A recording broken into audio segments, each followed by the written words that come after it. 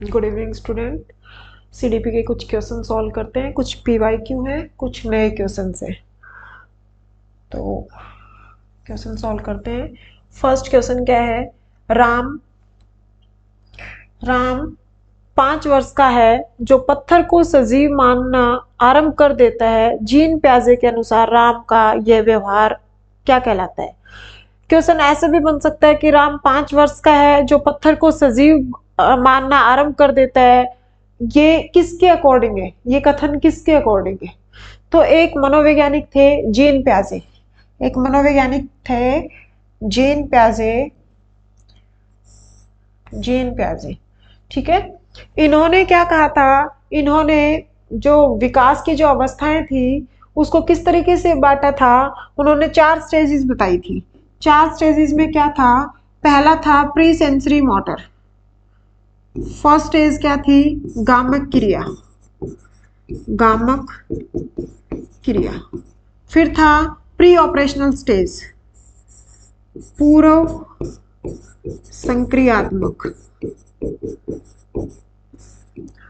फिर उसके बाद था कॉन्क्रीट ऑपरेशनल, ठोस संक्रियात्मक। फिर था औपचारिक संक्रियात्मक, औपचारिक संक्रियात्मक, जिसको इंग्लिश में क्या कहते हैं? Sensory motor stage, pre operational stage, concrete operational stage और फॉर्मल ऑपरेशनल स्टेज। इसकी टाइम पीरियड था 0 से 2 वर्ष, 2 से 7, 7 से 12 और 12 के बाद। तो ये क्वेश्चन कहाँ से बना, कहाँ से उठा रखा है? 5 वर्ष। 5 वर्ष कहाँ लाई करता है? पूर्व संक्रियात्मक। अब जब पूर्व संक्रियात्मक अवस्था होती थी बच्चे की, इसके अंदर उसको सजीव और निर्जीव का नहीं पता होता था, ठीक है। अब चींटी ने काट लिया तो मतलब बच्चा गिर गया तो माँ ने कह दिया कि चींटी मर गई, ठीक है। तो वो वाली जो स्टेज होती है वो होती है पूर्व संक्रियात्मक स्टेज, प्री ऑपरेशनल स्टेज। सूरज चल रहा है, बादल बरस रहे हैं, ऐसी बातें बच्चा करता है, ठीक है। टेबल ने मुझे मारा, आप उसको मारो, तो इस तरह की बातें यहाँ पर करता है पूर्व संक्रियात्मक स्टेज में। और इसको क्या कहते हैं? इसके अंदर कौन सा ये पाया जाता है? किसके अनुसार व्यवहार करता है? जीववाद। इस जब उसको सजीव और निर्जीव का नहीं पता होता तो इस स्थिति को क्या कहते हैं? जीववाद व्यवहार कहा जाता है बच्चे का, ठीक है। और क्या होता है इस स्टेज में? संरक्षण की कमी होती है, संरक्षण की कमी होती है, पलटावी गुण की भी कमी होती है। और क्या होती है इस स्टेज में? इधर लिख देती हूं। और क्या होती है इसमें? पलटावी गुण की कमी पाई जाती है, ठीक है। वो जैसे कि वॉल्यूम की बात करेगा तो 2 गिलास सामने रख दिए, अब उसको ये नहीं पता कि उसकी लंबाई चौड़ाई, मतलब आयतन के आइडिया नहीं होता उसको। लंबाई में 2 गिलास रख दिए, एक ये गिलास है और एक ये गिलास है। अब इसकी चौड़ाई कम है, इसकी चौड़ाई ज्यादा है, दोनों में पानी इक्वल है, लेकिन वो ये कहता है कि इसमें ज्यादा है। यानी कि ऐसी बातें कौन सी स्टेज में करता है बच्चा? पूर्व संक्रियात्मक अवस्था में करता है। और जीन प्याजे के अकॉर्डिंग ये 4 अवस्थाएं, 4 स्टेजेस है एक बच्चे के विकास के अंदर। ठोस संक्रियात्मक यहाँ पर क्या करता है? गामक में यहाँ पर कोई चिंतन नहीं करता, इसको क्या कहा जाता है? अचिंतन की अवस्था। इसके अंदर दूसरी स्टेज में क्या करता है? चिंतन करता है, लेकिन चिंतन कैसा करता है? अतार्किक चिंतन करता है, अतार्किक चिंतन करता है, ठीक है। यहाँ पर कैसा करता है? मूर्त चिंतन, यानी कि चीजों को देखकर आइडिया लगा लेता है, अदरवाइज उसको नहीं पता होता। और यहाँ पर क्या करता है? अमूर्त चिंतन करता है। पूछा जाता है ये अमूर्त चिंतन करता है, ठीक है। जो फर्स्ट स्टेज है उसके अंदर तो संक्रियाएं नहीं बनती, वो कहाँ से सीखता है? संवेदनाओं से सीखता है, प्रत्यक्षीकरण से सीखता है। दूसरे वाले में क्या होता है? चिंतन करना स्टार्ट कर देता है, लेकिन चिंतन कैसा होता है? अतार्किक चिंतन होता है, संरक्षण का अभाव होता है, पलटावी गुण का अभाव होता है, जीववाद की अवस्था पाई जाती है इसके अंदर। फिर ठोस संक्रियात्मक में क्या करता है? मूर्त चिंतन करता है, उसको दिन समय बार महीनों का आइडिया लग जाता है, वो क्लासिफिकेशन कर पाता है, संरक्षण का गुण उसके अंदर आ जाता है। दूसरी स्टेज में तो क्या था? संरक्षण का अभाव होता है, तीसरी स्टेज में क्या होता है, संरक्षण का गुण आ जाता है और जीववाद खत्म हो जाता है, यानी कि बच्चे को सजीव निर्जीव का पता लगने लग जाता है। और औपचारिक में तो क्या करता है, वो विवेक के आधार पर डिसीजन लेना स्टार्ट कर देता है 12 वर्ष के बाद, मतलब किशोरावस्था में एंटर कर जाता है, तो बिना चीजें देखे हुए भी चिंतन कर सकता है, और ऐसे चिंतन को क्या कहते हैं, अमूर्त चिंतन। अब बात आती है इसके अंदर जीववाद, संरक्षण, अहम केंद्रवाद। ये तीनों बातें किसने बताई थी, जीन पियाजे ने। आत्म केंद्रित के बारे में उन्होंने कुछ नहीं कहा था।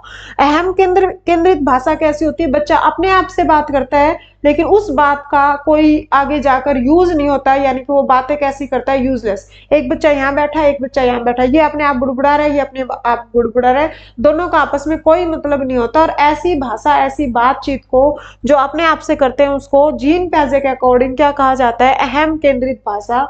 लेकिन इस भाषा को यूजलेस भाषा कहा जाता है। संरक्षण का बता दिया, 2 से 7 में संरक्षण की कमी पाई जाती है, 7 से 12 में संरक्षण बच्चा करता है। ठीक है, तो इस अवस्था को क्या कहा जाता है, इस अवस्था को क्या कहा जाता है, जीववाद। इसको क्या कहा जाता है, जीववाद, जिसको सजीव और निर्जीव का आइडिया ना हो। सेकंड क्वेश्चन देखो, नेक्स्ट क्वेश्चन, जब अनुबंधन की प्रक्रिया में अनुबंधित उद्दीपक और स्वाभाविक उद्दीपक को एक साथ प्रस्तुत किया जाता है तो वह क्या कहलाती है। देखो पहले मैं आपको ये बताऊं, ये क्वेश्चन कहाँ से है, ये अधिगम वाले चैप्टर से। आज मिक्स क्वेश्चन लेकर आई हूँ। ये क्वेश्चन कौन से चैप्टर से, अधिगम वाले चैप्टर से है। और अधिगम के अंदर जब हम अधिगम करते हैं तो उसके अंदर व्यवहारवादी सिद्धांत, संज्ञानवादी सिद्धांत और संरचनावादी सिद्धांत दे रखे। यानी कि अधिगम के जो सिद्धांत हैं वो कितने तरीके से बांट रखे हैं। पहली बात, व्यवहारवादी सिद्धांत। आगे और क्वेश्चन आएंगे, एक ही साथ एक्सप्लेन कर देती हूँ, आगे वाले आंसर इजी रहेंगे फिर तुम्हारे लिए। दूसरा क्या है, संज्ञानवादी। दूसरा क्या है, संज्ञानवादी सिद्धांत। और तीसरा क्या है, संरचनावादी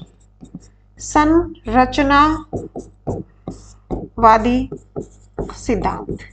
जो व्यवहारवादी है इसके अंदर मोस्टली प्रयोग जो किए गए थे वो किस पर किए गए थे, पशुओं पर किए गए थे, प्राणियों पर किए गए थे। बाद में उनको लागू किस पर किया गया था, मानव पर किया गया था। यानी कि व्यवहारवाद का जो जनक था वो तो क्या, कौन थे, वाटसन थे, जिन्होंने व्यवहारवाद संप्रदाय का जनक भी कहा जाता है। और उनके साथ फिर कौन आ गए थे, थॉर्नडाइक, जिसको शिक्षा मनोविज्ञान का जनक कहा जाता है। वो पावलोव जी, थॉर्नडाइक, बीएफ स्किनर, सीएल हल, ये कौन थे, व्यवहारवादी सिद्धांत के को मानने वाले थे। यानी कि इसके अंदर किसकी प्रवृत्ति ज्यादा पाई जाती है, रट कर चीजों को याद करना, जैसे कि पहाड़े याद करना या 12 कड़ी याद करना। यानी कि चीजों को समझा नहीं जाता, चीजों को रट कर क्रैम कर लिया जाता है, रोट लर्निंग होती है इसके अंदर। संज्ञानवादी में क्या होता है, अपने संज्ञानों से, अपनी संवेदनाओं से, अपना प्रत्यक्षीकरण से चीजों को सीखना, अपने अंतर्दृष्टि से, अपने सूझबूझ से चीजों को सीखना, यानी कि बुद्धि का उपयोग किया जाता है इसके अंदर। इसके समर्थक कौन थे, मैक्स वर्दिमर थे, और कौन थे, कोहलर थे, कोफा थे, और कौन थे, मैक्स वर्दिमर हो गए, वर्दिमर, कोहलर, प्रवर्तक तो वर्दिमर थे, कोहलर कौन थे, प्रयोगकर्ता थे। उसके बाद कौन हो गए, कोफा, जीन पियाजे, ये सब कौन थे, संज्ञानवादी थे। ये कौन थे, सब संज्ञानवादी थे। संज्ञान के अंदर क्या होता है, अपनी संवेदनाओं को यूज करके प्रत्यक्षीकरण के माध्यम से कोई चीजों को सीखना। फिर आते हैं संरचनावादी, यानी कंस्ट्रक्टिव थ्योरी। अब ये कंस्ट्रक्टिव थ्योरी क्या होती है, अपने अंदर, अपने आत्मा का ज्ञान होना, इसके बारे में दूसरे को कुछ नहीं पता होता, हमारे अंदर क्या चल रहा है वो बात हम ही इसको एक्सप्लेन कर सकते हैं। ठीक है, इसके अंदर कौन थे, विलियम वुंट। इसके अंदर कौन थे, विलियम वुंट, जिसको क्या कहा जाता है, विलियम वुंट को क्या कहा जाता है, प्रयोगवाद का जनक या प्रयोगशाला, सबसे पहली प्रयोगशाला इन्होंने ही बनाई थी, इसीलिए इनको क्या कहा जाता है, प्रयोगवादी सिद्धांत के जनक कहा जाता है। इनके साथ कौन आएंगे, टिचनर आदि।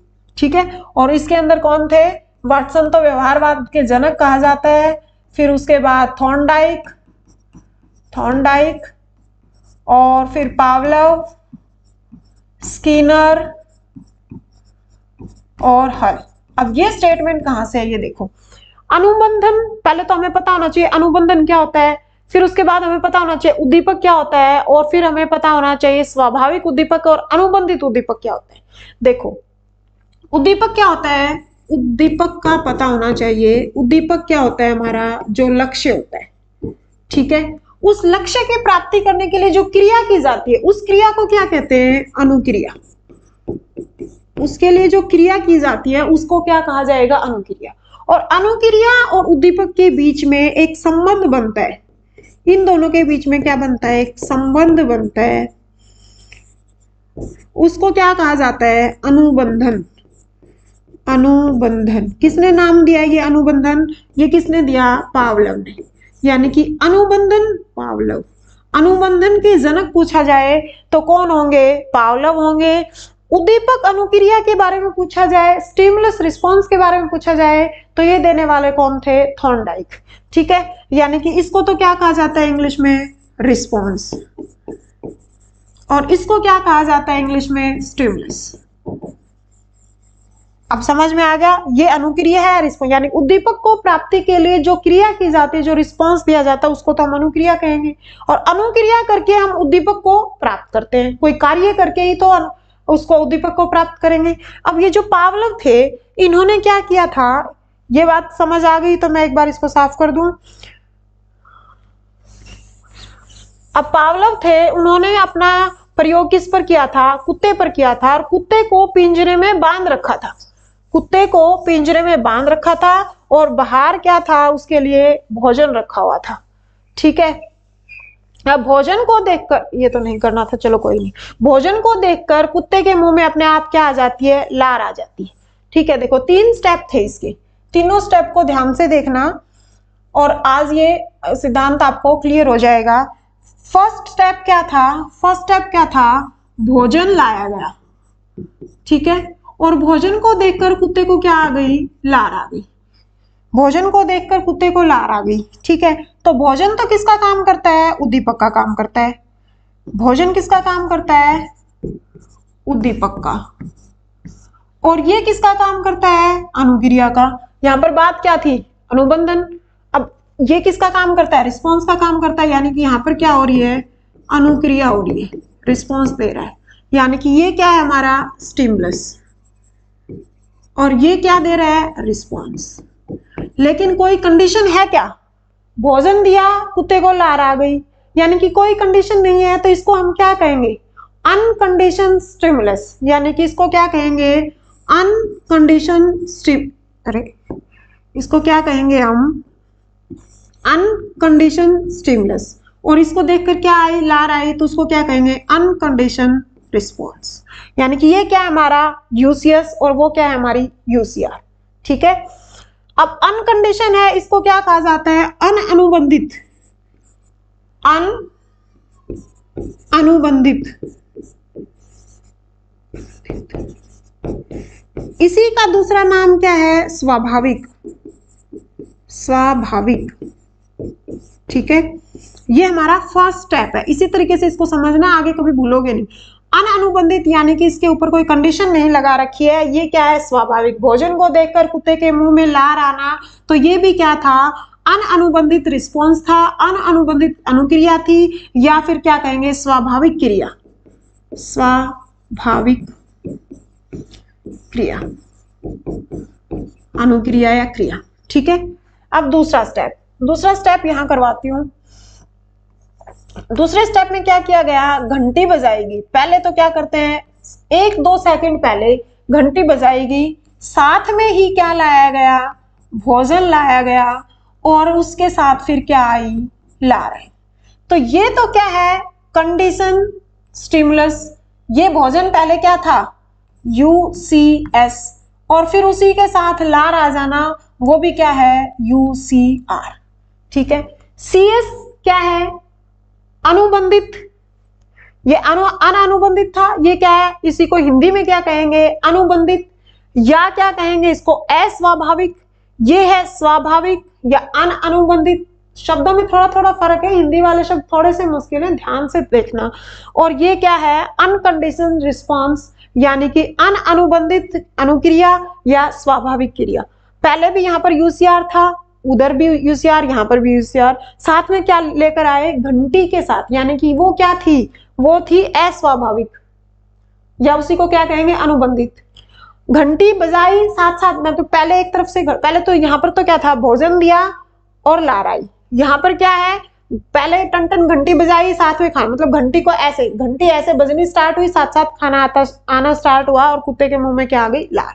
अब तीसरा स्टेप, तीसरे स्टेप में क्या कर दिया, खाना नहीं लेकर आए, घंटी बजा दी और उसी से क्या आ गई, लार। तो घंटी बजाई, तो घंटी तो कैसा था, CS था, और इससे क्या बन गई, CR। इसको क्या बोलेंगे, कंडीशन स्टिमुलस, इसको क्या बोलेंगे, कंडीशन रिस्पॉन्स। यानी कि पहले क्या था, घंटी के साथ भोजन आ रहा था तो लार आ रही थी। अब कुत्ते को घंटी जैसे ही सुनाई देती है, भोजन आए ना आए, और वहां पर क्या आ जाती है, लार। और इन दोनों के बीच में क्या बन जाता है, इन दोनों के बीच में, उद्दीपक और अनुक्रिया के बीच में क्या बन जाता है, अनुबंधन बन जाता है। क्या बन जाता है, अनुबंधन, अनुबंधन। ठीक है, यानी कि ये क्या है, इसको क्या बोलेंगे, अस्वाभाविक, और ये भी क्या है, अस्वाभाविक। ये अस्वाभाविक उद्दीपक है, ये अस्वाभाविक अनुक्रिया है।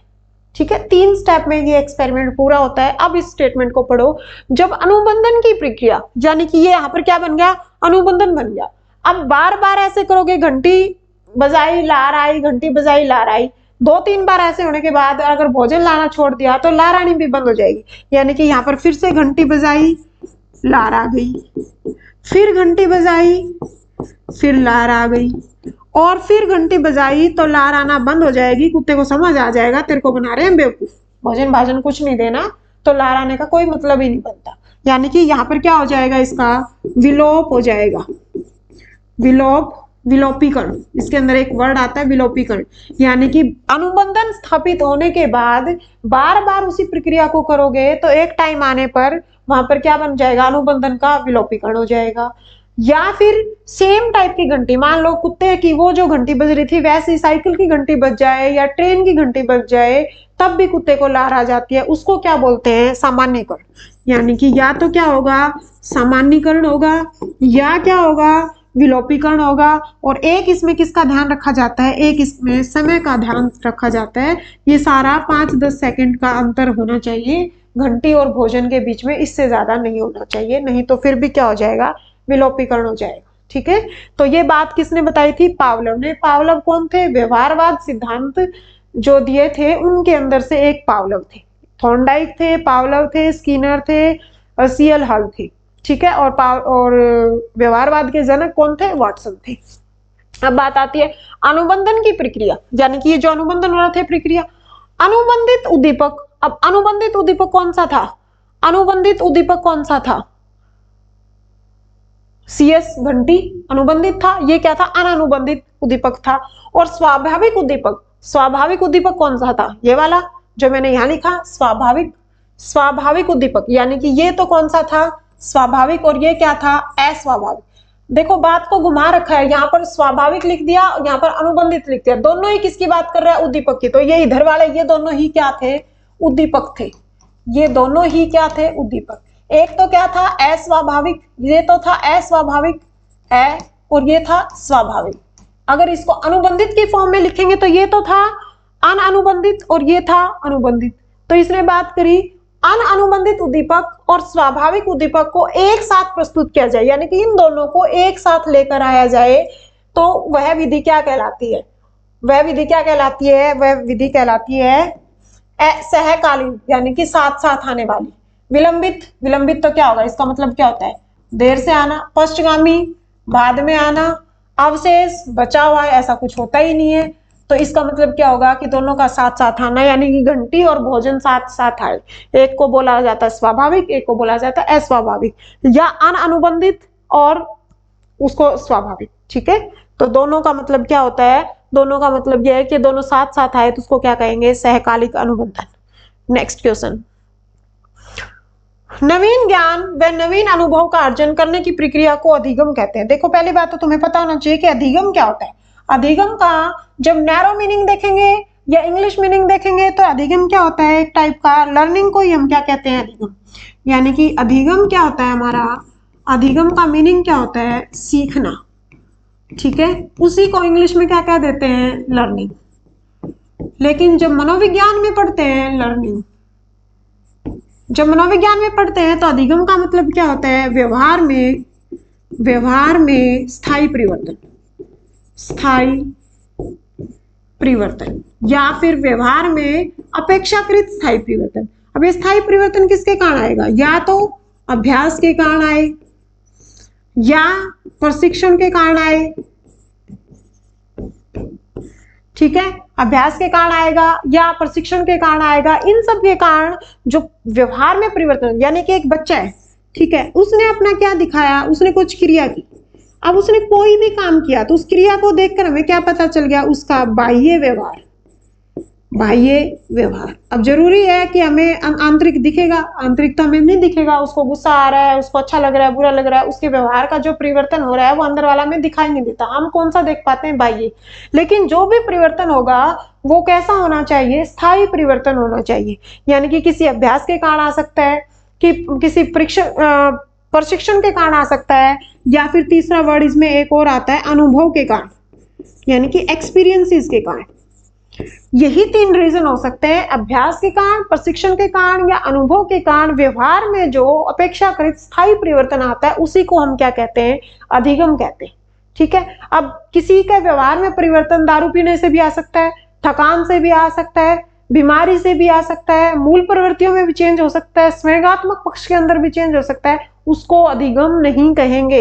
यानी कि अधिगम किसको नहीं कहेंगे, अधिगम किस किस को नहीं कहेंगे, थकान के कारण परिवर्तन हो, बीमारी के कारण परिवर्तन हो, परिपक्वता के कारण। देखो अधिगम के ऊपर परिपक्वता का असर पड़ता है। आपसे पूछा जाए क्या परिपक्वता के कारण अधिगम में फर्क पड़ता है, हाँ पड़ता है। जैसे मैच्योरिटी आएगी वैसे वैसे सीखने की प्रक्रिया के अंदर भी तेजी होगी, लेकिन परिपक्वता के कारण अधिगम जो आता है वो स्थायी परिवर्तन नहीं माना जाता।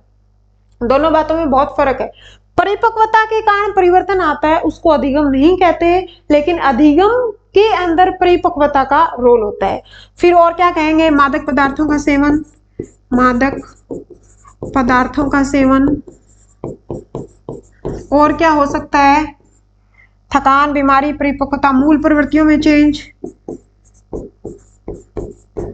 इनके कारण जो परिवर्तन आएगा, यानी कि इन सब के कारण जो परिवर्तन आएगा उस परिवर्तन को अधिगम नहीं कहेंगे, उसको अधिगम नहीं कहेंगे। ठीक है, तो किसको कहेंगे, अभ्यास, प्रशिक्षण और अनुभव के कारण जो परिवर्तन आता है उसको अधिगम कहेंगे। अब अलग अलग मनोवैज्ञानिकों ने इसकी अलग अलग डेफिनेशन दी। सबसे पहले है गेट्स व अन्य। अब गेट्स व अन्य ने क्या कहा था, गेट्स व अन्य ने कहा था कि प्रशिक्षण और अनुभव के कारण, यानी कि ट्रेनिंग या एक्सपीरियंसेस के कारण जो परिवर्तन आता है व्यवहार में, उसको जो स्थायी परिवर्तन होता है उसको क्या कहते हैं, अधिगम कहते हैं। गेट्स व अन्य की डेफिनेशन तो ये वाली थी, प्रशिक्षण और अनुभव के कारण व्यवहार में जो अपेक्षाकृत स्थायी परिवर्तन आता है उसको क्या कहते हैं, अधिगम कहते हैं। क्रो एंड क्रो कौन थे, क्रो एंड क्रो हस्बैंड और वाइफ थे, उनका सरनेम था क्रो एंड क्रो, और उन्होंने क्या कहा था, ज्ञान का, अभिवृद्धि का या आदत का जो अर्जन होता है उसको क्या कहते हैं, अधिगम।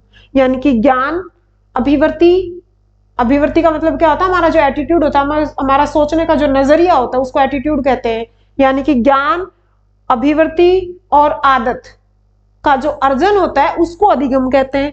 वुडवर्थ कौन थे, वुडवर्थ वही थे जिन्होंने क्या कहा था, व्यवहारवाद की डेफिनेशन देते टाइम उन्होंने कहा था कि पहले आत्मा को खोया, फिर मन को छोड़ा, फिर चेतना को त्यागा और फिर व्यवहार को अपनाया। ये बात किसने कही थी, विलियम वुडवर्थ ने। और वही वुडवर्थ ये हैं जिन्होंने कहा नवीन ज्ञान व नवीन अनुभव अर्जन करने की प्रक्रिया, यानी कि यहाँ से ये जो परिवर्तन हो रहा है इसमें क्या होगा, हमारा नवीन ज्ञान होगा या नवीन अनुभव होगा, यानी कि ये अनुभव होगा या फिर क्या होगा, हमारे पास ज्ञान होगा, उसको अर्जन करने की प्रक्रिया को क्या कहते हैं, अधिगम कहते हैं। स्किनर ने क्या डेफिनेशन दी थी, व्यवहार का उत्तरोत्तर परिवर्तन। उत्तरोत्तर का परिवर्तन मतलब व्यवहार में जो चेंज आए, और चेंज कौन से आए, सकारात्मक जो चेंज आए। व्यवहार में सकारात्मक चेंज भी आ सकता है और नकारात्मक भी आ सकते हैं। यानी कि अधिगम से क्या करते हैं, हम सीखते हैं। अब मान लो मैं प्रेयर कर रही हूँ सुबह, ठीक है, तो समाज उसको तो अलाउड करता है, वो तो क्या है, हमारा सकारात्मक परिवर्तन है। और मैं गालियां देना सीख लूं, अब अधिगम में तो क्या होता है, सीखना, यानी कि सीखकर व्यवहार में जो प्रदर्शन करेंगे उसी को तो अधिगम कहते हैं। अब मैं प्रेयर गाना सीख लूंगी, समाज उसको अलाउ कर देता है। मैं गालियां देना सीख लूं, समाज उसको अलाउ नहीं करता। यानी कि एक सकारात्मक अधिगम होता है और एक नकारात्मक अधिगम। गालियां देना क्या है, नकारात्मक अधिगम।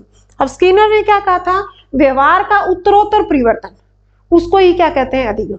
तो इस क्वेश्चन का आंसर कौन सा होगा, इस क्वेश्चन का आंसर, चारों डेफिनेशन बता दिए मैंने। गेट्स वाली कौन सी थी, ये वाली, प्रशिक्षण और अनुभव के कारण। क्रो एंड क्रो वाली क्या थी, ज्ञान, अभिवृत्ति और आदत का अर्जन।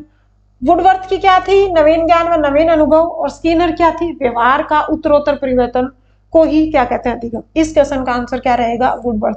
और ये वुडवर्थ वही है जिन्होंने क्या कहा था, आत्मा को छोड़ा, फिर मन को त्यागा,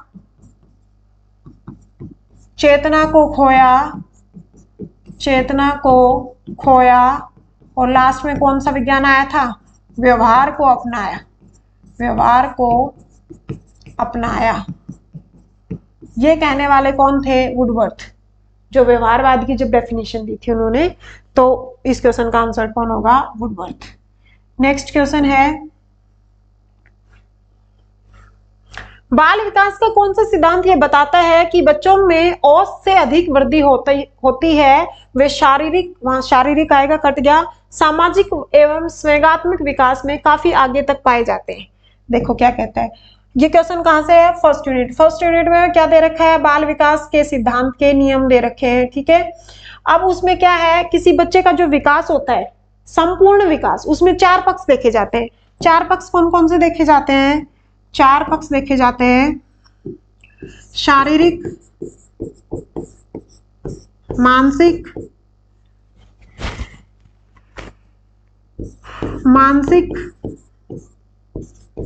सामाजिक, संवेगात्मक। ये चारों पक्ष स्ट्रॉन्ग होंगे तब हमारा क्या होता है, सर्वांगीण विकास होता है, ठीक है। किसी एक में भी कमी होगी तो इसका मतलब हमारे कहीं ना कहीं पूरी तरीके से डेवलपमेंट नहीं हो पाएगी, पूरी तरीके से विकास नहीं हो पाएगा। बाल विकास का कौन सा सिद्धांत यह बताता है कि जिस बच्चे में औसत से अधिक वृद्धि है, यानी कि जो नॉर्मल औसत वृद्धि जो मानी जाती है उससे अधिक है, तो वे शारीरिक, सामाजिक एवं संवेगात्मक विकास में काफी आगे बढ़े हुए पाए जाते हैं। परस्पर संबंध का सिद्धांत, विकास क्रम की एक रूपता, एकीकरण का सिद्धांत, विकास की दिशा का सिद्धांत। देखो एक एक करके बताऊं तो जो विकास की दिशा का जो सिद्धांत है, इसके अंदर तो क्या होती है, दो तरीके से विकास होता है। एक को तो बोला जाता है सेफ्लोकोडिस्टल और दूसरे को बोला जाता है प्रोक्सिमोडिस्टल। सेफ्लोकोडिस्टल में तो क्या होता है, जो बच्चे का विकास होता है वो सिर से पैर की तरफ होता है, ठीक है। यानी कि पहले सिर का डेवलपमेंट होता है, फिर कंधों का होता है, फिर रीढ़ की हड्डी का होता है। मतलब बच्चा पहले सिर को ऐसे कंट्रोल करना सीखता है, फिर उसके बाद वो रीढ़ की हड्डी पर कंट्रोल करता है, यानी कि बैठना सीखता है, फिर वो धीरे धीरे खड़ा होना सीखता है, फिर चलना सीखता है। यानी कि बच्चे का विकास की जो दिशा है वो ऊपर से नीचे होती है।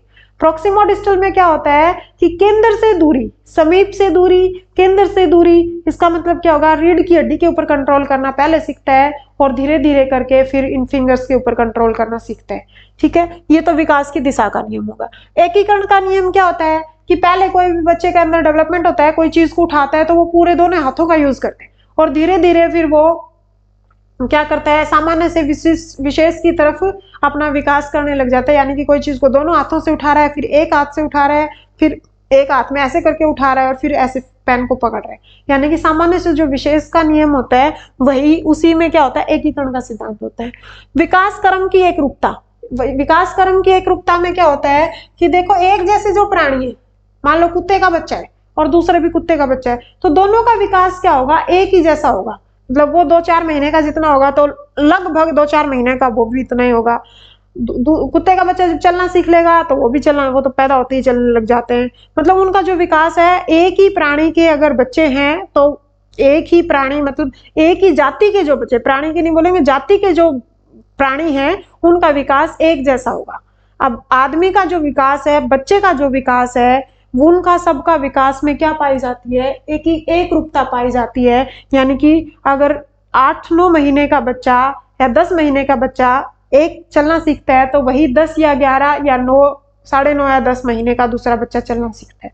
एक बच्चा जब बैठना सीखता है 5 या 6 महीने का, तो दूसरा बच्चा भी हो सकता है थोड़ा बहुत ऊपर नीचे हो, लेकिन उनमें क्या पाई जाती है, एक रूपता पाई जाती है। ये सिद्धांत कैसा है, ये सिद्धांत इन सब का आपस में क्या है, संबंध बताता है इन सब का। यानी कि शारीरिक पक्ष स्ट्रांग होगा तभी मानसिक होगा, तभी सामाजिक होगा, तभी संवेगात्मक पक्ष होगा। यानी कि इन सब का आपस में जो सर्वांगीण विकास के लिए आपस में क्या पाया जाता है, संबंध पाया जाता है। इसीलिए इसको क्या कहा जाता है, परस्पर संबंध का सिद्धांत। नेक्स्ट क्वेश्चन है, एरिक्सन के अनुसार बच्चों का मनोसामाजिक, एरिक्सन कौन थे, एरिक्सन एक मनोवैज्ञानिक थे जिन्होंने क्या दिया था, मनोसामाजिक विकास सिद्धांत दिया था। अब मनोसामाजिक को क्या बोलेंगे, साइको सोशल डेवलपमेंट थ्योरी। यानी कि एरिक्सन ने क्या दी थी, एरिक्सन ने क्या दी थी, एरिक्सन ने क्या दी थी, साइको सोशल डेवलपमेंट थ्योरी दी थी। हिंदी में ऊपर लिखा हुआ मनोसामाजिक विकास सिद्धांत दिया था। अब इसको कितने भागों में बांटा था, इन्होंने आदमी के पूरे जीवन को डिस्क्राइब कर दिया। बाकी जो मनोवैज्ञानिक थे वो किशोरावस्था तक अध्ययन करके छोड़ देते थे, इन्होंने आदमी को पूरे जीवन से लेकर मृत्यु तक 8 भागों में बांटा था। यानी कि 8 स्टेप बताए थे इन्होंने, ठीक है। और क्या था, इनके जो स्टेप थे ना, उनके अंदर क्या थी, मतलब एक पहचान बनाने का संकट था। यानी कि यहाँ पर क्या था, पहचान, बच्चा समझ ही नहीं पाता, यानी कि पहचान बनाने का संकट था। द्वंद्व का सिद्धांत भी बोला जाता है, इसी को क्या बोला जाता है, द्वंद्व का सिद्धांत। पूरी लाइफ साइकिल सिद्धांत, पूरी लाइफ साइकिल को 8 स्टेजेस में, 8 पार्ट में डिस्क्राइब कर दिया था। इसलिए इसको क्या बोला जाता है, इसको बोला जाता है लाइफ साइकिल सिद्धांत, ठीक है। तो इसके अंदर उन्होंने मतलब जो 8 अवस्थाएं थी ना, उनको 2-2 पार्ट में बांटा था। जैसे पहली अवस्था है विश्वास बनाम अविश्वास।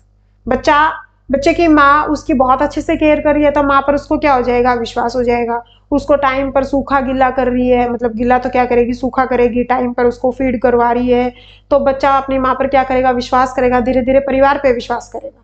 अगर उसकी माँ उसको प्यार प्रेम स्नेह नहीं दे रही है, तो बच्चे के अंदर बचपन से ही क्या आ जाएगी, अविश्वास की भावना आ जाएगी। और उसका टाइम पीरियड क्या होता है, विश्वास बनाम अविश्वास का 0 से लेकर, मतलब जब बच्चा पैदा हुआ वहां से लेकर 1.5 वर्ष का, या 18 माह का बोला जाता है, 1.5 वर्ष का, दोनों बात बराबर ही है।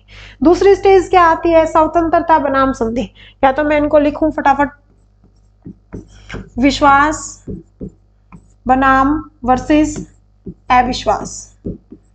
दूसरी स्टेज क्या आती है, विश्वास, स्वतंत्रता बनाम संदेह, स्वतंत्रता वर्सेस संदेह। तीसरी अवस्था क्या आती है, पहल बनाम दोष। चौथी अवस्था क्या आती है, चौथी अवस्था में बच्चा, चौथी अवस्था का क्वेश्चन है शायद, क्या करने लग जाता है, परिश्रम बनाम हीनता। चौथी अवस्था में क्या आता है, परिश्रम वर्सेस हीनता।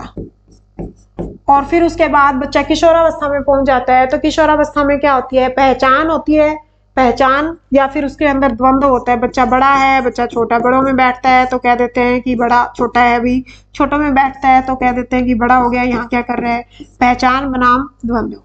उसके बाद अब किशोरावस्था खत्म हो गई तो शादी की अवस्था आ जाएगी। अब शादी की अवस्था में क्या होती है, या तो घनिष्ठता होगी, प्यार प्रेम होगा, या क्या होगा, अलगाव होगा। घनिष्ठता या फिर क्या होगा, वर्सेस अलगाव, ठीक है। अब ये स्टेज जाने के बाद क्या होगा, शादी हो गई, शादी होने के बाद क्या होंगे, बच्चे होंगे। अब बच्चे होंगे तो क्या होगी, कौन सी स्टेज आ गई, 1 2 3 4 5 6 7 और 8। अब ये वाली स्टेज कौन सी होगी, जब आदमी अपने बारे में ना सोचकर अपने बच्चों की बारे में सोचना शुरू कर देता है, उनकी देखभाल, उनका कॉलेज कैसा है, उनके लिए प्लॉट खरीद दूं, उन्होंने आज खाना खाया, हॉस्टल में क्या खाना, उनको ये मतलब नहीं होता कि बच्चे ने क्या पढ़ाई करी, उनका मतलब होता है कि हॉस्टल में क्या खाना बना होगा और बच्चे ने क्या खाया। यानी कि उत्पादकता और निष्क्रियता, उत्पादकता और दूसरी क्या होती है वर्सेस निष्क्रियता, ये सारी एक दूसरे से लिंक करके चलते हैं। इधर वाली सारी पॉजिटिव है, उधर वाली सारी की सारी नेगेटिव है। अब उसके बाद आदमी की क्या आ जाती है, 55 साल का हो गया, रिटायरमेंट आ गई। रिटायरमेंट आने के बाद क्या करता है, अगर उसकी ये वाली चीजें थी तो वो क्या करता है, ईमानदारी 2-4 आदमी अपने साथ बैठकर उनको ज्ञान बांटता रहता है, मैंने तो ऐसे किया, मैंने तो ऐसे किया, मेरे जवानी में तो ऐसा था, मेरे बचपन में तो ऐसा था। और अगर ये वाली इधर वाली सिचुएशन है तो उसमें क्या आ जाती है, उसमें आ जाती है निराशा की भावना। ठीक है, टाइम पीरियड की बात करूं तो ये तो क्या है, ये तो है 1.5 साल तक, 0 से 1.5 साल का मतलब जन्म से 1.5 साल बोला जाता है। फिर उसके बाद ये क्या आ जाएगा, 1.5 से 3 वर्ष। फिर ये क्या आ जाएगा, 3 से 5 वर्ष। और ये क्या आ जाएगी, 5 वर्ष से लेकर 12 वर्ष तक। फिर आ जाएगा 12 से लेकर पहचान बांधव 18 तक। और ये आ जाएगी 18 के बाद मतलब 19 से लेकर, ये 13 से 18 कर लो, 19 से लेकर 35 वर्ष, 35 से लेकर 55 लिखा होता है, कहीं पर 65 लिखा होता है, और ये क्या आ गई 65 के बाद की। ठीक है, अब यहाँ पर क्या पूछा है, एरिक्सन के अनुसार बच्चों में मनोसामाजिक विकास 8 चरणों में होता है। एक कक्षा 3 का छात्र है, यानी कि तीसरी क्लास में। अब तीसरी क्लास में देखो, बच्चा स्कूल जाना कब शुरू करता है, 6 वर्ष में कौन सी क्लास में होता है, फर्स्ट क्लास में होता है। उससे पहले प्री नर्सरी स्कूल होता है। ठीक है, यानी कि आंगनबाड़ी वाला स्कूल होता है, प्री नर्सरी होता है।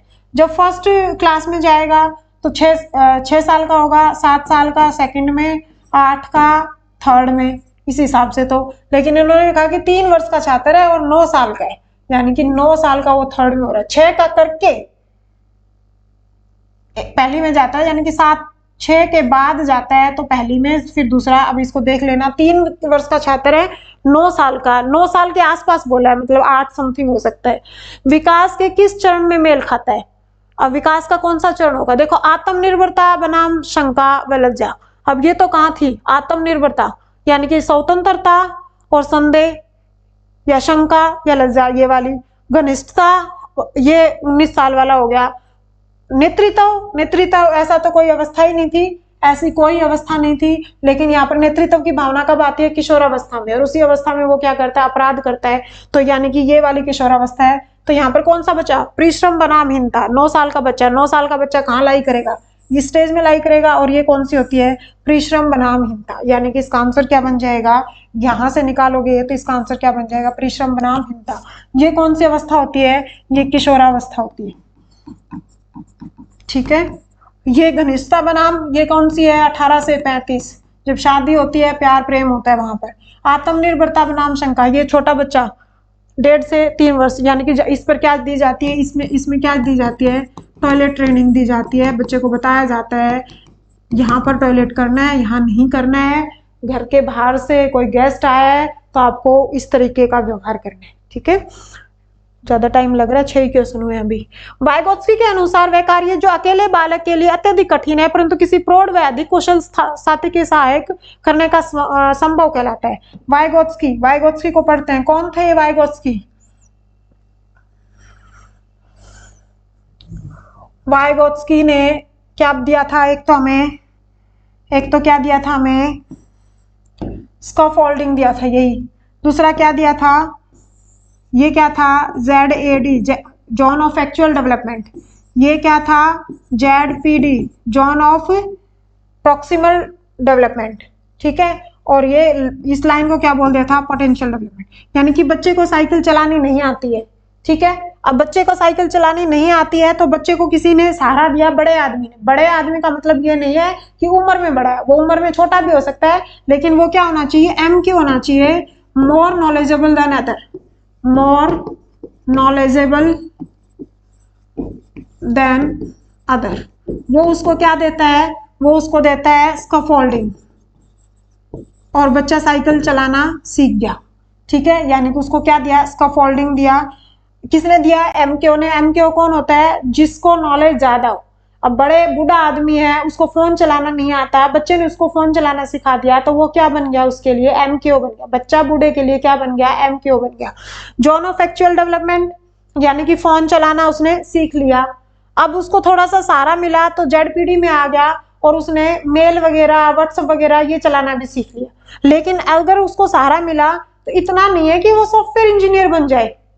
यानी कि मैक्सिमम स्टेज कौन सी है, मैक्सिमम स्टेज है कि उसको टच फोन सिखाया गया, हो सकता है कि उसको थोड़ा सहारा मिला तो व्हाट्सएप और मेल खोलना बंद करना स्टार्ट कर, मतलब सीख ले, भेजना सीख ले। लेकिन पोटेंशियल डेवलपमेंट क्या होता है, वो आखिरी डेवलपमेंट, उसके बाद और डेवलपमेंट नहीं हो सकता। मतलब ऐसा नहीं है कि टच वाला फोन सीखकर, व्हाट्सएप और मेल सीखकर वो बंदा सॉफ्टवेयर डिजाइन करना शुरू कर दे। या साइकिल चलाना सिखाया, साइकिल से उन्होंने मोटरसाइकिल चलाना सीख लिया होगा, बाइक चलाना सीख लिया या फिर कार चलाना सीख लिया, लेकिन ऐसा नहीं है कि वो एरोप्लेन उड़ाना सीख ले। यानी कि ये क्या होती है, लास्ट डेवलपमेंट।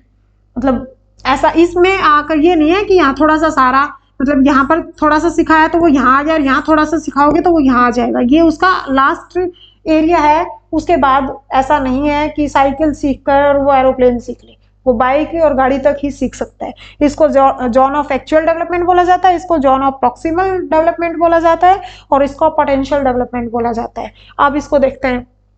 वाइगोत्स्की के अनुसार वह कार्य जो अकेला बालक के लिए अत्यधिक कठिन था परंतु किसी प्रौढ़ से अधिक कुशल साथी की सहायता करना संभव है, वह कहलाता है।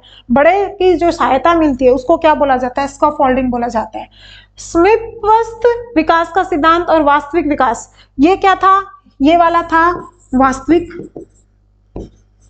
वास्तविक और ये वाला क्या है, यहाँ तक का, मतलब ये जो जेड पीडी बोला जाता है, ये पीडी और जेड एडी के बीच का डिफरेंस है। यानी कि जो जेड पीडी है वो क्या होता है, पीडी और जेड एडी का जो डिफरेंस होता है, इसको क्या बोला जाता है, समीपस्थ। यानी कि इतना सीख सकता है, ऐसा नहीं है कि वो एरोप्लेन सीख लेगा साइकिल सीखने के बाद। ठीक है, तो आंसर क्या आएगा, बड़े की जो सहायता ली जाती है, मोर नॉलेजेबल। बड़े का मतलब जिसको ज्ञान ज्यादा है, वो उम्र में छोटा हो सकता है, उसको क्या बोला जाता है, स्कैफोल्डिंग। उसका आंसर क्या आ जाएगा, स्कैफोल्डिंग। अल्बर्ट बांडुरा ने अनुसार निरीक्षणात्मक अधिगम हेतु 4 परिस्थितियां आवश्यक हैं, इन परिस्थितियों का सही क्रम क्या है। अच्छा, अब की बात आती है अल्बर्ट बांडुरा। ये किसमें थे, अल्बर्ट बांडुरा, ये अधिगम वाले चैप्टर में पढ़ते हैं। अधिगम करने के जब प्रोसेस देखते हैं तो अल्बर्ट बांडुरा ने क्या दिया था, सामाजिक सोशल लर्निंग थ्योरी। अल्बर्ट बांडुरा ने क्या दी थी, सोशल लर्निंग थ्योरी दी थी। और एक वो बेबी डॉल प्रोजेक्ट किया था। ठीक है, अब वो मान लो क्लास में टीचर पढ़ाने आता है तो वो जो भी मटेरियल साथ में लेकर आएंगे टीचर, वो बच्चों के लिए क्या होना चाहिए, बहुत ज्यादा अट्रैक्टिव होना चाहिए, ताकि बच्चे का उसकी तरफ क्या बने, अटेंशन बने, अवधान करे बच्चा, फिर उसको धारण करे, फिर उसको पुनः प्रस्तुत करे और पुनः प्रस्तुत करने के बाद वो पुनर्बलन दे। यानी कि सबसे पहले बच्चा उसके ऊपर क्या करे, अपनी अटेंशन दे। यानी कि फर्स्ट स्टेप जो ये थे अल्बर्ट बांडुरा, इन्होंने सोशल लर्निंग थ्योरी दी थी और सोशल लर्निंग थ्योरी में इन्होंने 4 स्टेप बताए थे। तो सबसे पहले वो क्या कहते हैं, अटेंशन, फिर क्या कहते हैं दूसरा रिटेंशन, इंग्लिश में भी बताऊंगी हिंदी में बता दूंगी। फिर क्या बोलते हैं उसको, रिप्रोडक्शन, और फिर उसको बोलते हैं रेनफोर्समेंट।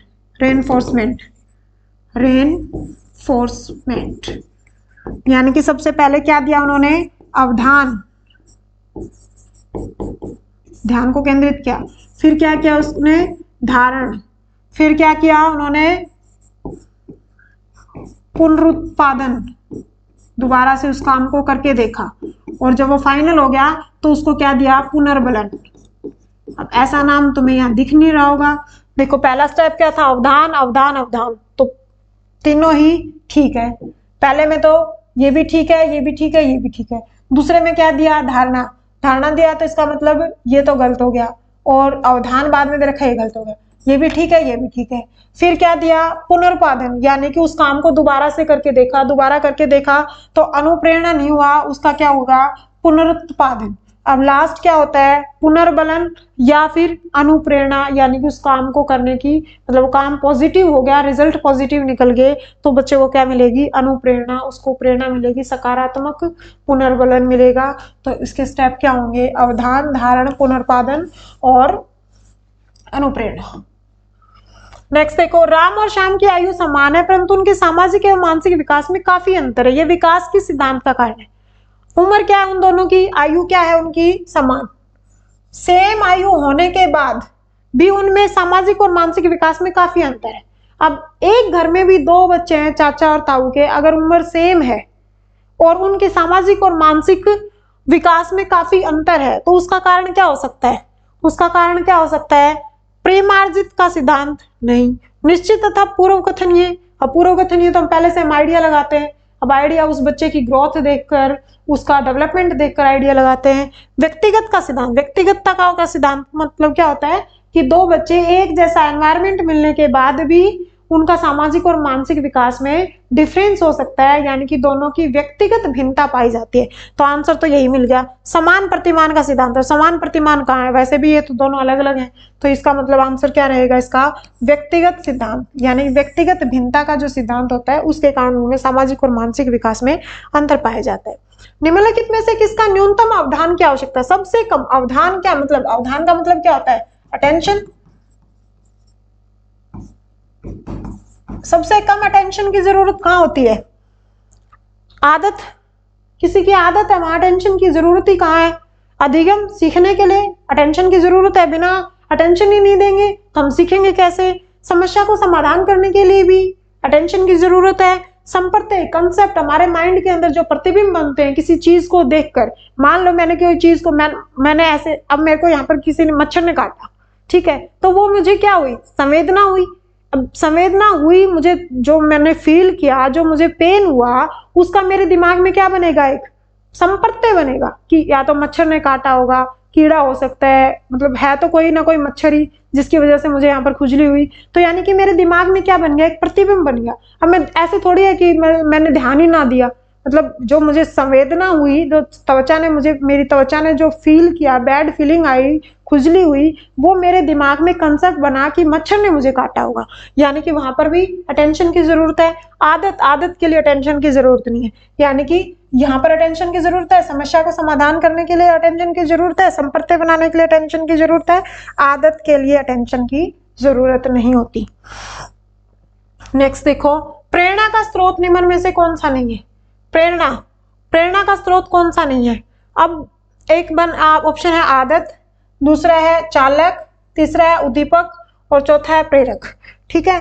अब इसको एक्सप्लेन करूंगी तो काफी टाइम लग जाएगा। एक थ्योरी पढ़ते हैं हम अधिगम वाले चैप्टर में ही, उसमें हम पढ़ते हैं बिहेवियर का मतलब क्या होता है, डी मल्टीप्लाई एच, ये डी क्या होता है, ड्राइव, और ये क्या होती है हमारी हैबिट, और ये क्या होता है हमारा बिहेवियर, ठीक है, यानी कि ये हमारा क्या होता है व्यवहार, ये क्या होता है चालक, और ये क्या होती है आदत। और जहां पर व्यवहार पढ़ते हैं वहां पर क्या होता है हमारा, कोई ना कोई उद्दीपक होता है और कोई ना कोई अनुक्रिया होती है, एक होती है अनुक्रिया, एक होती है प्रतिक्रिया और एक होती है सहज क्रिया। अधिगम वाले चैप्टर में क्या पढ़ते हैं, अनुक्रिया, यानी कि उद्दीपक को प्राप्ति के लिए जो क्रिया की जाती है उसको क्या कहा जाता है, अनुक्रिया। और इन दोनों में क्या बन जाता है, इन दोनों में क्या बन जाता है, अनुबंध बन जाता है, अनुबंधन बन जाता है, संबंध बन जाता है, जो थॉर्नडाइक ने कहा था। तो यहाँ पर प्रेरक, चालक, चालक तो है, ठीक है, प्रेरक मतलब हमारी जो आदत है उसको, और उद्दीपक भी होना चाहिए, यानी कि आदत का यहाँ पर कोई रोल नहीं है।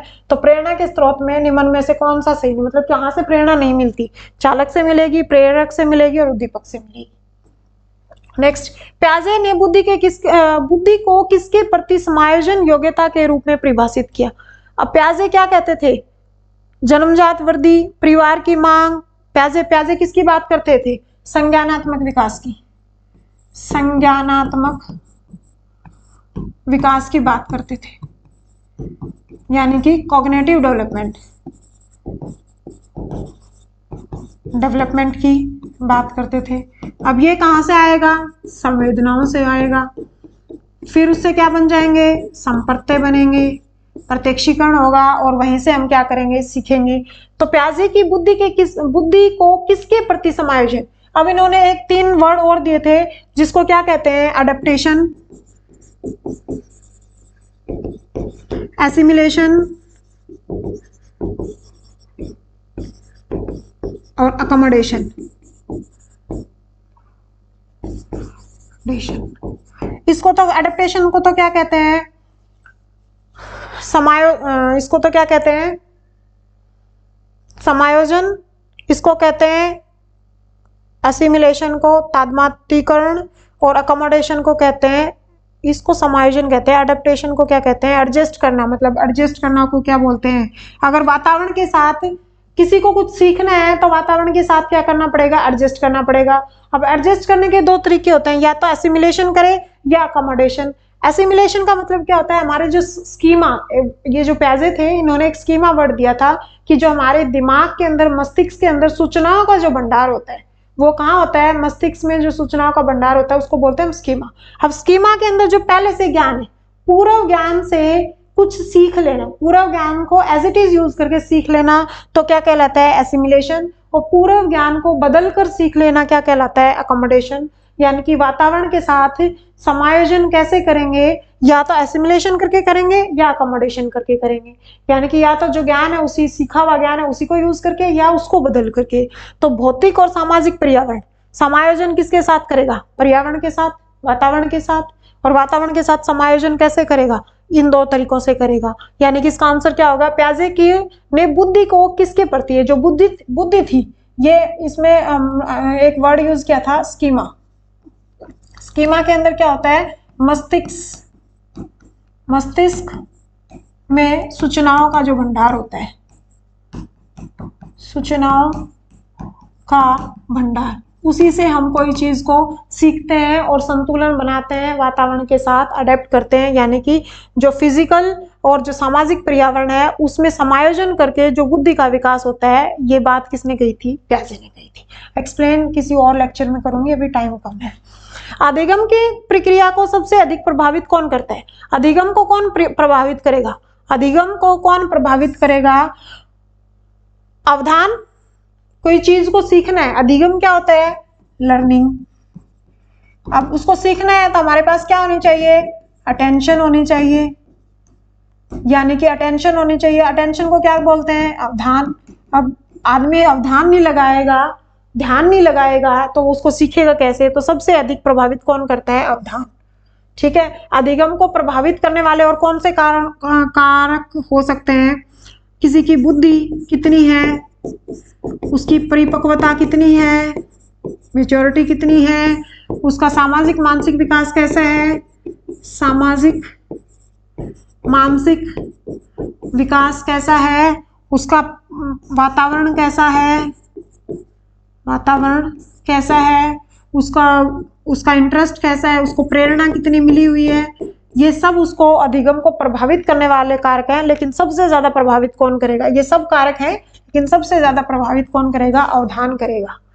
ठीक है, पहाड़ों पर बैठकर भी तो हम क्या करते हैं, ध्यान में लगाते हैं ना, तो तब वहां पर भी तो क्या होता है, कुछ ना कुछ सीख ही रहते हैं। एक बालक का मानसिक स्कोर 110 है तो पढ़ाई में अच्छा नहीं है, वह बालक क्या है,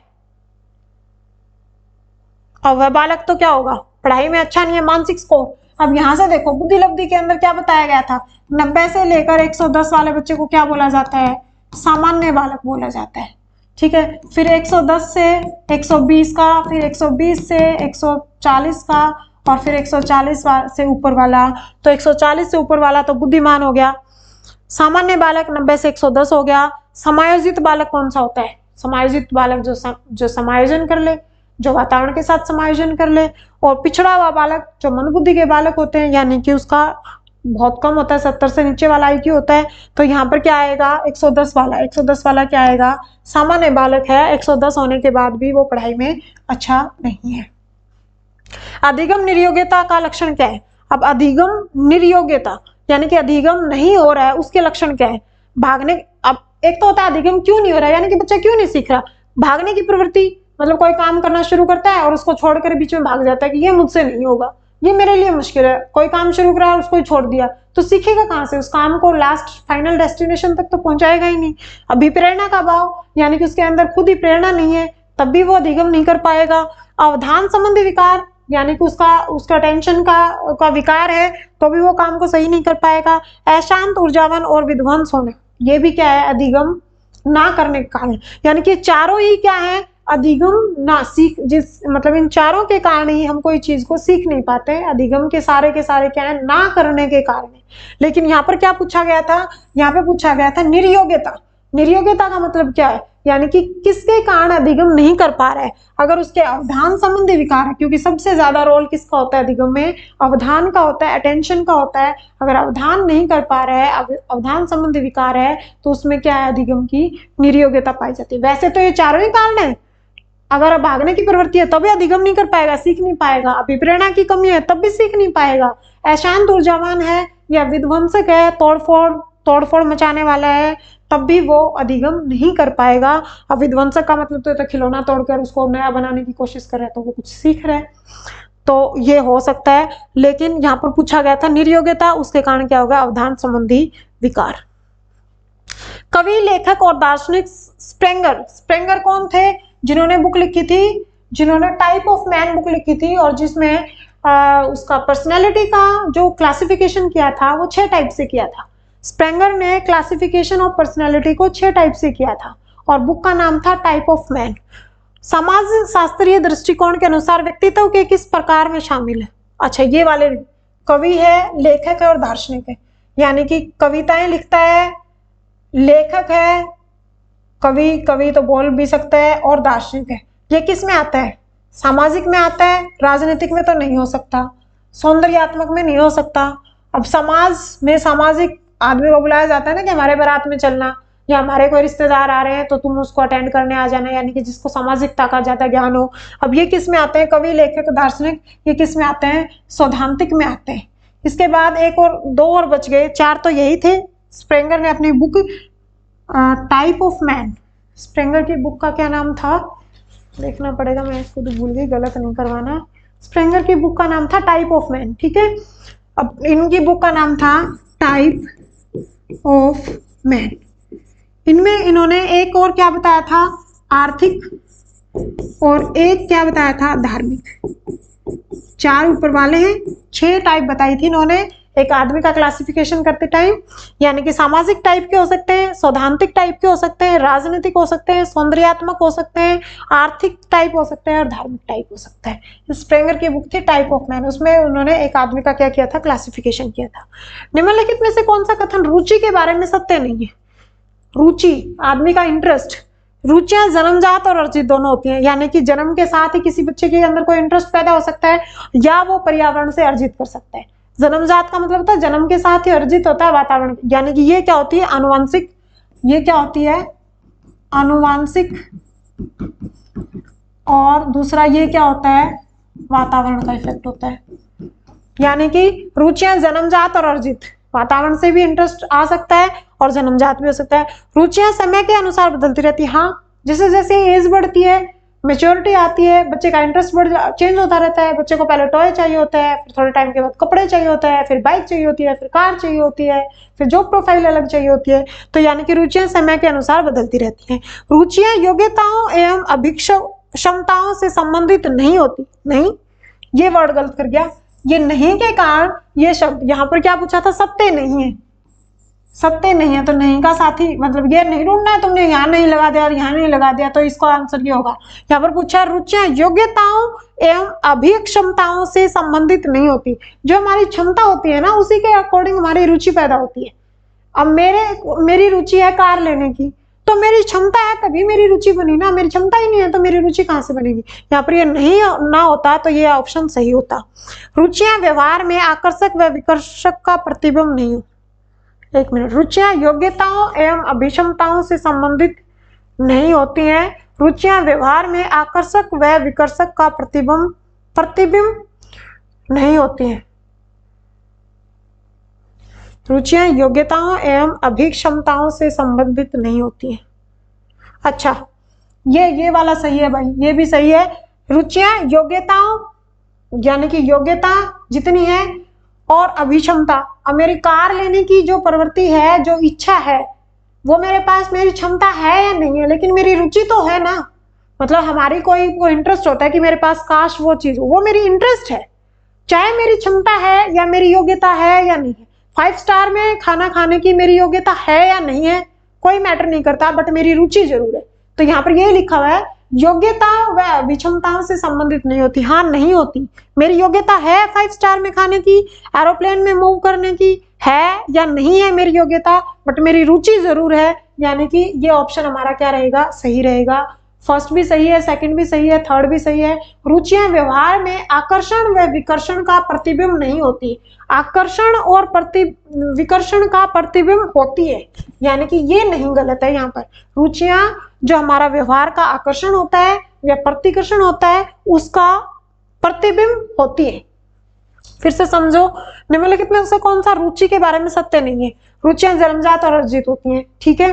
दूसरा, रुचियां समय के अनुसार बदलती रहती हैं। जैसे जैसे उम्र बढ़ती है हमारी रुचियां, हमारा इंटरेस्ट बदलता रहता है। मेरी योग्यता है या मेरी क्षमता है, उसके ऊपर मेरी रुचि डिपेंड नहीं करती। रुचि तो होती है, अगर मेरी योग्यता है तो भी और नहीं है तो भी। अब योग्यता है तो मैं उसको पूरा कर लूंगी, नहीं मेरी मन की मन में रह जाएगी। रुचियां व्यवहार में आकर्षण और विकर्षण का प्रतिबिंब नहीं होती। नहीं, व्यवहार का जो आकर्षण होता है और जो विकर्षण होता है उसका प्रतिबिंब होते हैं, वो व्यवहार में दिखती है। तो ऑप्शन क्या आएगा, नहीं का भाई, नहीं ये वाला।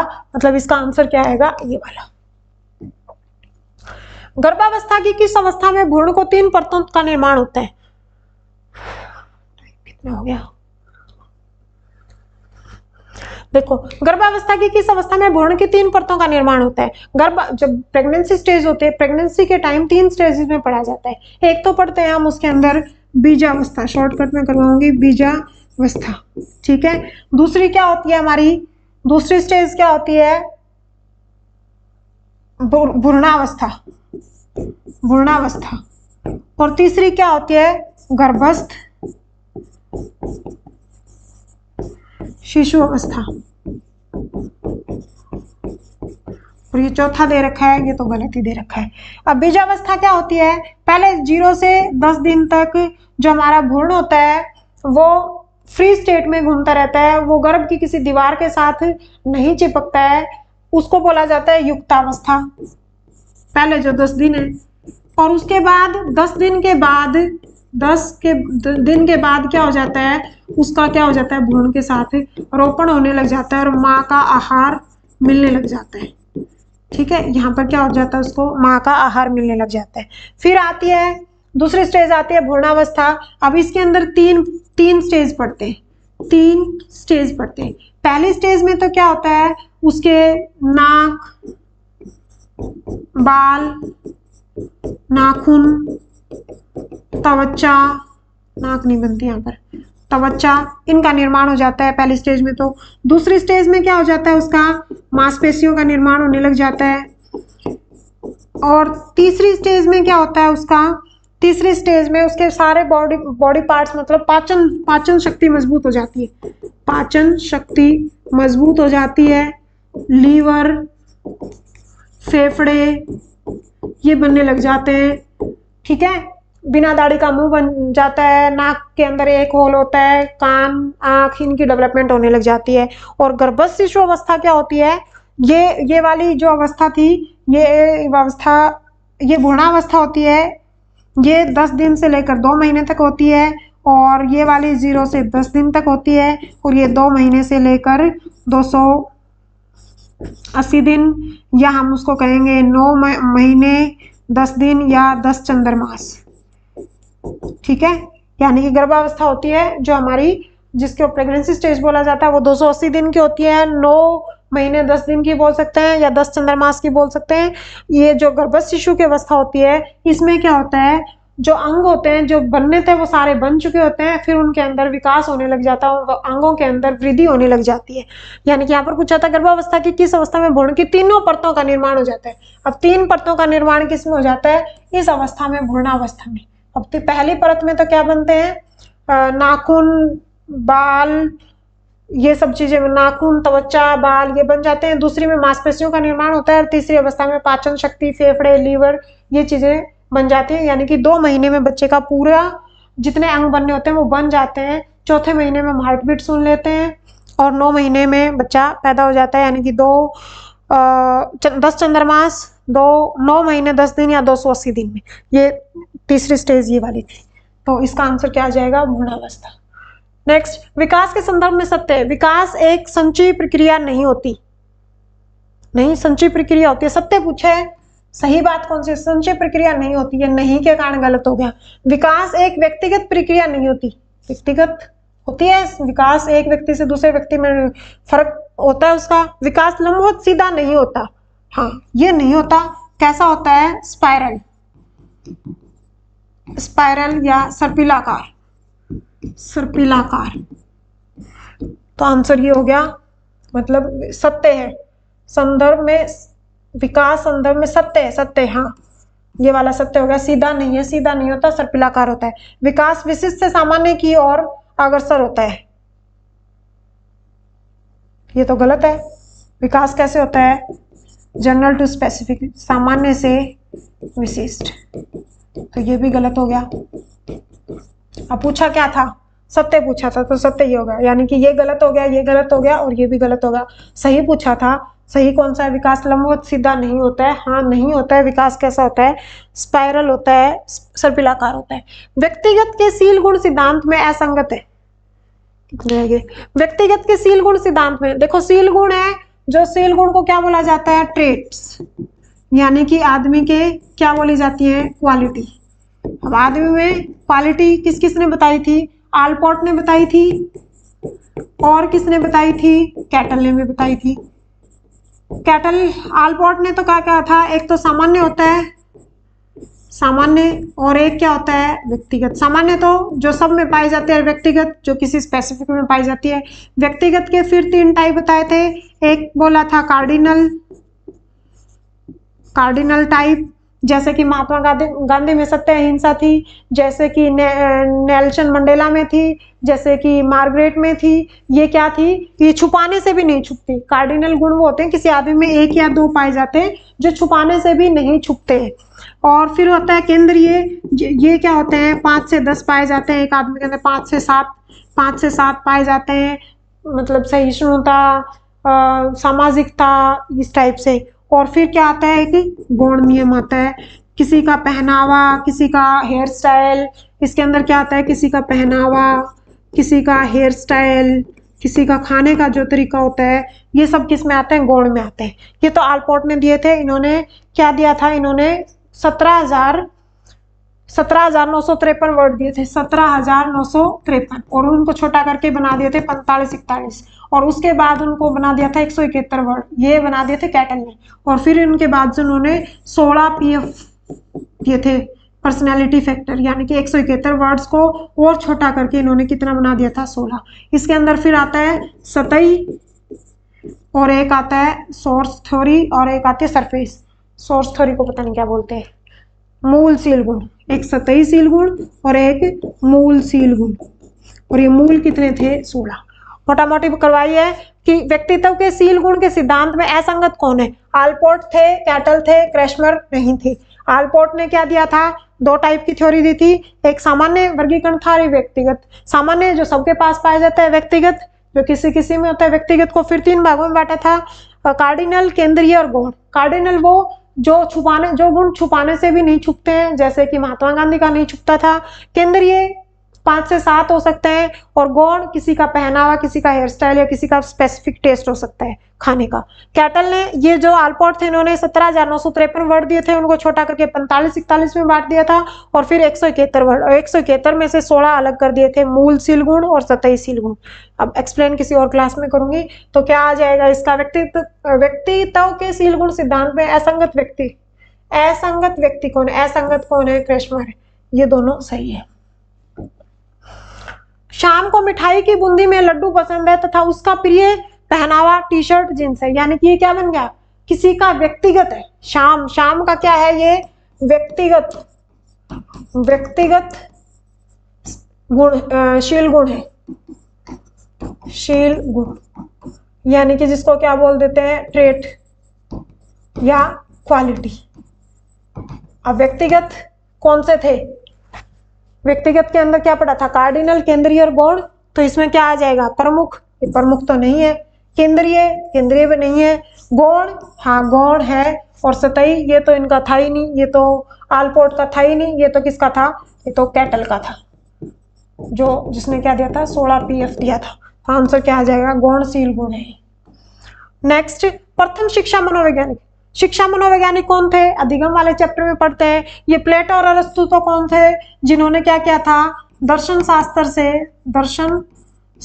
से मनोविज्ञान को अलग किया था। ये तो कौन थे? प्लेटो और अरस्तु। ये हम पढ़ते ही नहीं है इसके अंदर। और ये क्या थे? थॉर्नडाइक, जिन्होंने कुत्ते बिल्लियों के ऊपर प्रयोग किया था, प्राणियों पर प्रयोग किया था। लागू किस पर कर दिया था? आदमियों पर कर दिया था, मानव पर कर दिया था। यानी कि उसको उन सारे जो प्रयोग थे जानवरों वाले, उनको लागू आदमियों में कर दिया था। इसीलिए इनको शिक्षा, मतलब शिक्षा के साथ जोड़ दिया था। तो इनको क्या कहा जाता है? शिक्षा मनोवैज्ञानिक कहा जाता है। शिक्षा मनोविज्ञान के जनक भी इनको ही कहा जाता है, थॉर्नडाइक को। नेक्स्ट है, सही कथन का चयन करिए। शिक्षा मनोविज्ञान शैक्षिक परिस्थितियों का मानव व्यवहार का अध्ययन करता है। जो शिक्षा मनोविज्ञान है वो किसका अध्ययन करता है? शैक्षिक परिस्थितियों का।